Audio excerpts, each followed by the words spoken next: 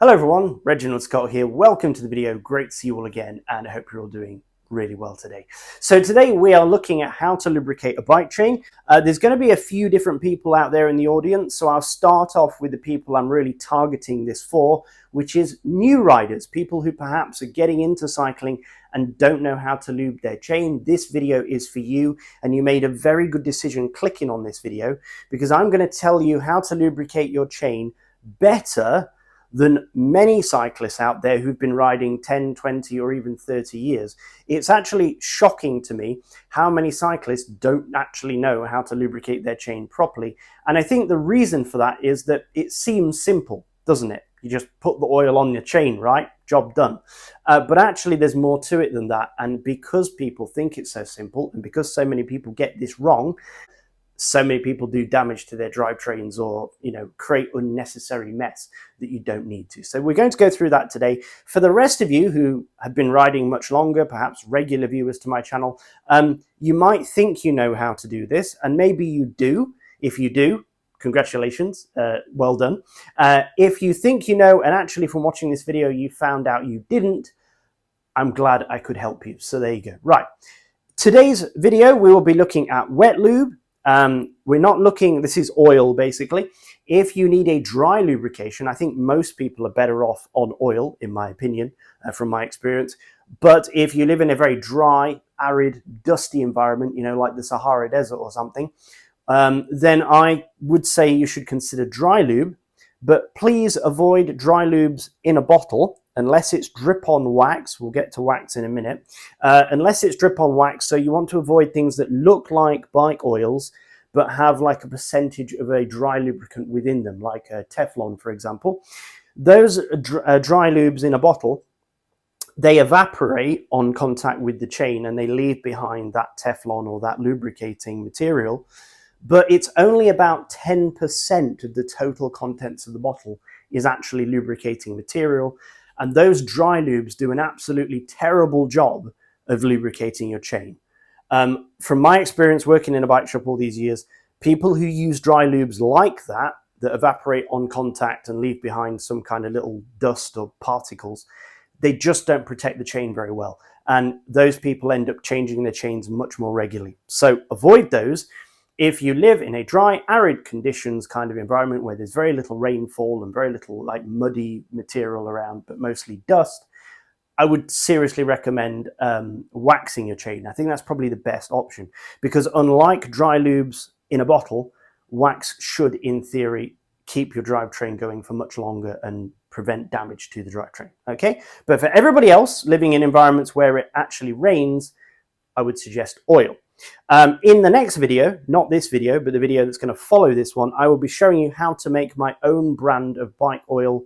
I'm not going to charge for this. This is not going to be a hidden video behind a paywall. This is going to be absolutely free for you to find out in the next video. So if you value knowing how to make your own lube at home extremely cheaply, that is very, very good, then please do click like, subscribe, hit that notification bell, and share with a friend, because I'm sure lots of people are going to want to know how to do this. Right, for this video, you will need your bottle of lube, a clean rag. I've cut this from an old piece of t-shirt, and a rag that's going to become your dirty rag if it's not already dirty. Okay, folks, so the scenario here is that we have a clean, dry chain that we've just washed and degreased, along with the rest of our drivetrain, and now it's time to apply our lubricating oil to the chain. So you see that we have two plates here on the chain, the outer plates, and we also have these two plates here, which are the inner plates, and then we have the rollers here. This is where we want to apply the oil. We only want to drip the oil right on the top of that roller. And what's going to happen with your lubricant is it's going to spread out on that roller and go down the edges of the roller and inside this little roller here, and that is what's going to lubricate our chain. Okay, so that's what we're aiming for. We're aiming to put a small blob of oil right on top of the roller so it expands outwards and goes down the sides. You don't want to get too much oil on it, because we don't want much oil on these plates. All right, I'll explain more in a moment. So the first thing we're going to do is sort of rewind our crank arm until we find this link here. This is our quick link. Now some of you may have a pin which joins your chain together. If you want to use that pin as a reference point, you can. It's going to be a little bit more difficult than using the quick link because the quick link is more obvious. But this is our beginning and end point of lubrication. This way we don't over lubricate the chain by lubricating any of these rollers twice. So we're going to take our lubricating oil in our bottle here and obviously remove the lid. And what you want is a oil bottle with a small hole like this. You can buy these sort of things if you don't have one, or you can select one that has a small hole when you buy your lubricant. This hole actually I would say is a little bit big. If you get a bottle where you have to cut the end off in order to make the hole, cut as little material away as possible to get the smallest hole possible you can. Because it's just the right size. It's not the size that counts, it's how you use it. That makes dripping the oil onto the chain even easier. Okay, so we're going to tip the oil forward and it's going to come to the end of the funnel, and we're just going to make a little blob of oil on the end of the funnel like that. Okay, and that is what we're going to apply to the roller, just on the top like that. Now you can see the oil expanding over the top of the roller and going down the sides of the roller. Okay, so that's one link done. Actually, we should do this one first. So the first link in the quick link. So now we know that the quick link itself has been lubricated, and we don't need to lubricate the quick link again when we see that quick link come round. So off we go. We're going to, now as you get better at this, you'll be able to do this faster, but I'm going to do this slowly just to show you. So just applying oil to the top of each roller, small blob. And as you get faster, you can just touch the tip of the blob against the rollers as they go by like this. So this becomes much faster. Now we're really moving quick. And you can even speed this up a bit more. You see, we're only getting a small amount of oil on each roller. As long as you keep your hands steady, you'll always get the oil right on top of that roller. So there you go, that chain is now lubricated. Each roller in this chain has had a little bit of oil. Right, once you've done that, you can wipe off the chain. We'll do that now. So anyway, this is just a piece of rag that I've cut off an old t-shirt. It's actually a sleeve off an old t-shirt, but you can use anything you want. Underpants, trousers, an old bra. I was messing about with one of these bras and a strap flew back and hit me in the eye. Whatever you've got lying around that can soak up the oil. You're going to get hold of your rag, you fold it over so it's a little bit thick, and we're going to place that over the chain here down at the bottom. And I'm going to squeeze the chain with the rag just tight enough so it fits snugly around the chain, and I'm going to wind the chain backwards. And I can actually move my fingers up to the jockey wheel at the back here. As long as I turn backwards, I'm completely safe. If I turn forwards, my finger will get trapped inside the derailleur. So this is where you turn the crank backwards. When we were lubing, we were turning the crank forwards, but now we're going to reverse it, okay? So now we're going to turn the crank backwards. And I would suggest you do this a minimum of 10 times, so 10 revolutions of the crank, but you can do it up to 20 times if you want. The more is actually better. So off we go. 1, 2, 3, 4, 5, 18, 19, 20. Right, so now what we have is all the oil residue that was on that chain. That's all the excess oil that was not absorbed into the chain we have now removed. So that's done two things for us. One is it's nicely brushed the chain with a very light coating of oil on the outside of the plates. That just helps to prevent the plates from rusting in the air, or if they get mildly moist or something like that. Mildly moist, that sounds quite good. The rollers obviously got oil in them, but any excess oil has come out of the rollers now. So our rollers should be perfectly lubed. Keep wiping it until you can run your finger on your chain like that, and it just looks ever so shiny. This is a dry finger, and this one looks just a bit shiny, as you can see. So there you go. You don't want a lot of oil on the chain.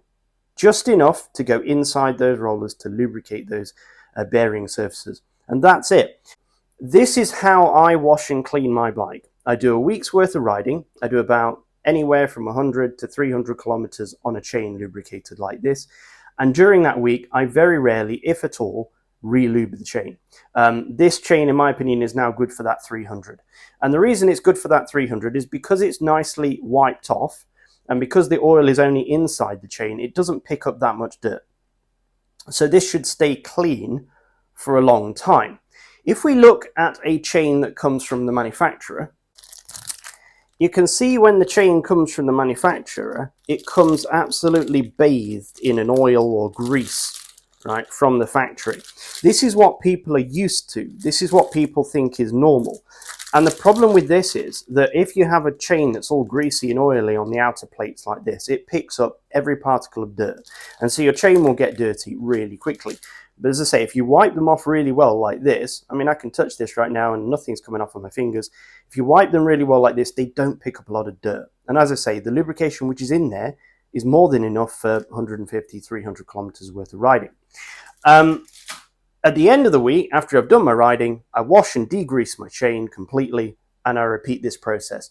So this chain doesn't ever get really lubed when it's dirty. It only gets lubed when it's clean, and that is how you maintain an oil chain for longer. Okay, if you do this process that I'm doing and only lube your chain when it's clean, your chain will last longer. Okay, those people who continuously add more and more lube to their chain when it's dirty, all they're doing is, like I say, producing this grinding paste that everyone talks about, which then ruins your chain. Okay, so if you can, only ever lube a clean chain. Now, there are certain circumstances where you will need to lube a dirty chain, okay, in extreme events. So, for example, if you go riding and you get in a very heavy downpour of rain and your chain gets very, very wet and all the lubricant gets washed out of your chain, okay, and you're going to now need to protect that chain against rust. What I would advise is that you add oil to the chain after your wet ride. You know, just blob it onto the rollers, wipe the rollers down with your dirty rag. So you would have a dirty rag like this. Look, this is my dirty rag, and this is the one I use for oiling my dirty chain. So you do the same process as I've done here today, but you don't need to be quite as careful. You can just blob the oil onto the chain and wipe it down, and then that will stop the chain from rusting. And then what I like to do is the next day, if it's going to be dry weather, I then wash the bike and degrease the chain and lube again the clean chain. So I'm not actually lubing it to then ride on it. I'm only lubing it to protect it from rusting after the wet ride, and then I'm cleaning it again and re-lubing the chain when it's fresh and clean. Okay, but I understand that in certain circumstances, maybe there's going to be bad weather all week and you have to ride. Say it's a commuter bike, for example, or you've got a ride tomorrow with a friend and you can't cancel and you don't have time to wash your bike. You can lube a dirty chain and use it, but there is a very specific way of doing that. I'm going to show you that now. Okay, so I'm going to demonstrate what to do if you have to lube and then use a dirty bike chain. Okay, I'm going to show you here away from the cassette so you can really get a good look at the rollers. So here are your rollers. As I say, this chain has just been lubed, and you can tell there's lube in it because as I push that roller up, it sinks down slowly. Look, there's a bit of a delay there with that roller popping back down again, and that's because the oil in there is just holding the roller a little bit in place. So there's oil inside there, but as you can see, my finger's not that oily, just a little bit shiny from playing with that roller there.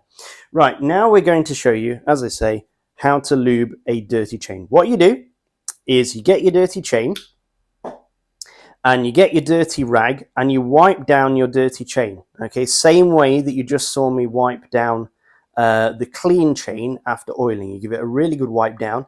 You also use your dirty rag to wipe down your cassette as well. You can fold the rag over like this and place it between the teeth of the cassette like this and turn the cassette and actually wipe through each part of the cassette. So that you're giving the cassette a really good wipe down of all the dirt that's built up on the cassette.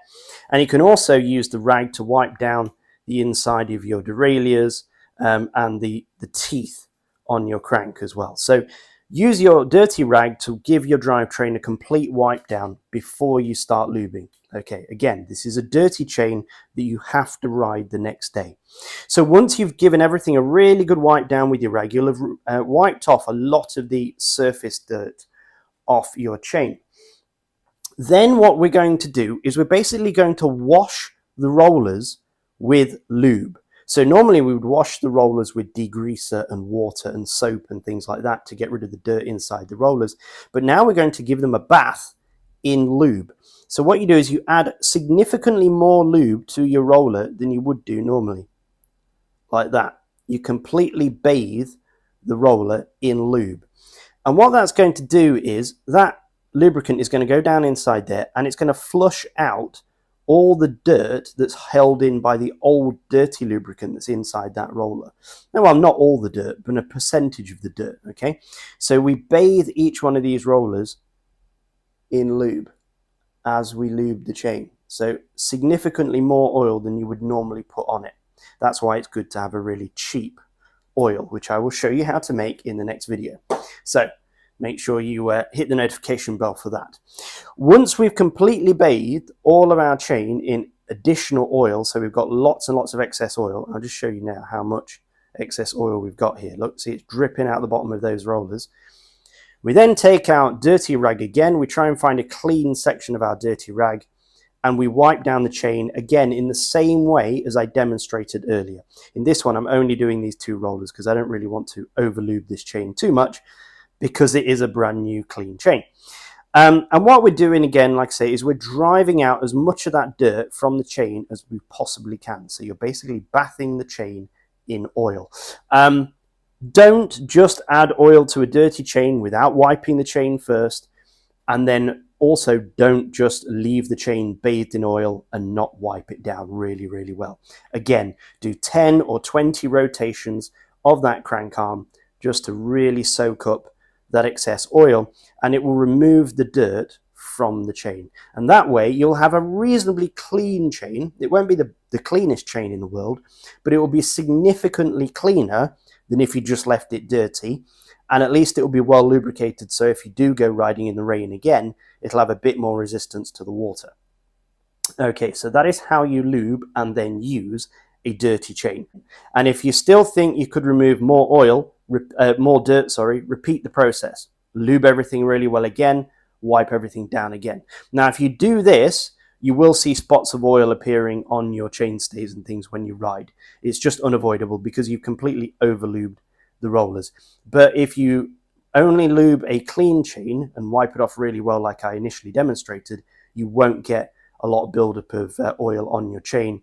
You probably won't get any at all if you wipe off the chain well. That's another good indication that you've wiped your chain well. If you don't have any spots of oil at the end of the week on your chainstay, it means your chain is not too oily, not too wet. Okay, so that is how you do it. If you have any questions or anything you're not sure about, let me know in the comments below. All right, folks, I hope you enjoyed the video. I hope you learned something today. I hope that the information was titillating and stimulating in some way. Hopefully you just found it entertaining if you didn't learn anything new. I shall see you all in the next video where I will be demonstrating how to make your own lube at home. But until then, folks, please do ride safe. Bye-bye.